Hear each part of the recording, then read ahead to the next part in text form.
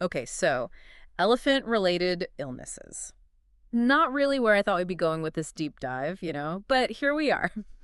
You've got quite the story for us. Definitely not your everyday run-of-the-mill illness. No, not at all. Anchorage, an elephant named, what was it, Annabelle? Annabelle, right. And an outbreak, an epidemic, really. Sounds like a movie. A little bit.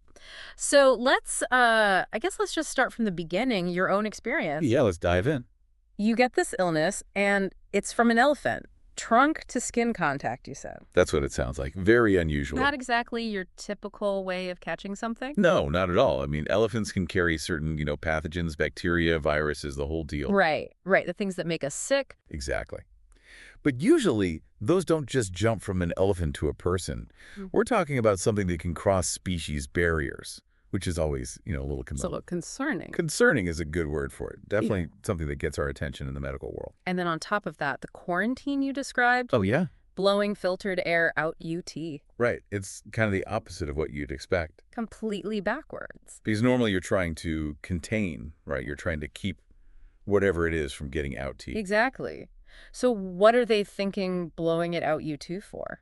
Makes you wonder if they were dealing with something different. Something maybe they couldn't quite contain in the usual ways. Okay, hold on. This is already so interesting. Because then you said hot baths seem to help. Yeah, that's where it gets even more intriguing. Most people, they're thinking chicken soup, right? Right. Rest, fluids, the usual. But you're in the bath, and you think it's actually, killing whatever this thing is.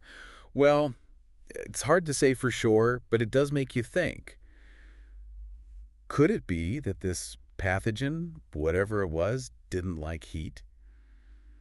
Some bacteria, they're sensitive to temperature changes. Fascinating. It is. It's like a little clue hidden in plain sight. We call it anecdotal evidence, but sometimes these little details, they lead to big discoveries. And it wasn't just you, right? This cooties thing, this was a whole... Oh, it spread like wildfire. Kids all over Anchorage were coming down with it. Wow, a full-blown epidemic. It really was. And that tells us something, too, the fact that it spreads so easily, especially among kids. It means we're probably talking about something highly contagious, something that can pass from person to person very easily. So let's try to put the pieces together. Unusual illness, strange quarantine, hot bath cure, and an epidemic among children. What are we thinking here? Well, it's definitely a puzzle, but it shows just how important first-hand accounts are, especially during outbreaks.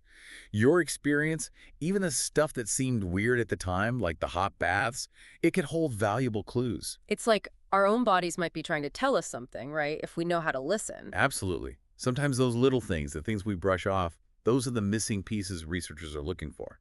Makes you wonder what else is out there.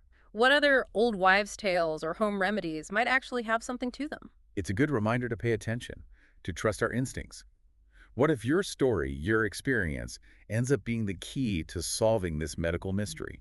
And who knows, maybe someone listening right now, they've got a story too, something they've noticed, some little detail about an illness or a cure that everyone else dismissed. Just never know. Never know.